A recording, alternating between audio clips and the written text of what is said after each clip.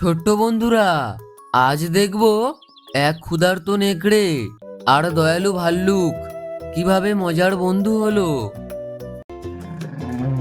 জঙ্গলের এক শান্ত সবুজ কোণে একটা বড় গোলগাল আর দয়ালু ভাল্লুক থাকতো। সে সবসময় হাসি খুশি থাকতো আর অন্য প্রাণীদের সাহায্য করত। তাই জঙ্গলের সবাই তাকে খুবই ভালোবাসতো। একদিন দুপুরে ভাল্লুকটা একটা বড় গাছের নিচে বসে মধু খাচ্ছিল। তার মুখে ছিল হাসি আর সে খুবই আনন্দ করছিল। ঠিক তখনই পাশের ঝোপটা নড়ে উঠল। সেখান থেকে একটা ক্ষুধার্ত নেকড়ে বেরিয়ে এলো। তার চোখে ছিল দুষ্টুমি, কিন্তু মুখে ছিল ক্লান্তি ভাব। নেকড়েটা ধীরে ধীরে ভাল্লুকের কাছে এসে বলল, এই ভাল্লুক, তুমি একা একা মধু খাচ্ছ, আমাকে দেবে না? ভাল্লুক তার দিকে তাকিয়ে মিষ্টি করে হেসে বলল, তোমাকে তো খুবই ক্ষুধার্ত দেখাচ্ছে, এসো আমার সঙ্গে বসে মধু খাও।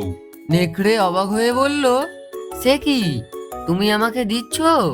ভাল্লুক হেসে বলল, হ্যাঁ, এসো, একসাথে খেলে আরো মজা লাগে। নেকড়ে ধীরে ধীরে বসে পড়ল।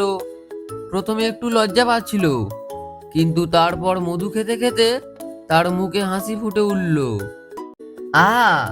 এ তো খুবই মিষ্টি এবং খুবই সুন্দর খেতে। ভাল্লুক হেসে বলল। ভালো লাগছে তো? নেকড়ে মাথা নেড়ে বলল, হ্যাঁ, তুমি খুব ভালো, আমি ভাবিনি এমন হবে। দুজনে আনন্দ করে মধু খেতে লাগলো। চারিদিকে পাখির ডাক আর হালকা বাতাস, জঙ্গলটা শান্ত ও সুন্দর হয়ে উঠল। তাদের হাসি আর খুশিতে পুরো জঙ্গল যেন আনন্দে ভরে উঠল।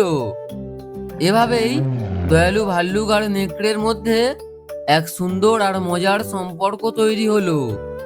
তো ছোট্ট বন্ধুরা, এই গল্প থেকে আমরা শিখলাম, ভালো ব্যবহার করলে সবাই খুশি থাকে।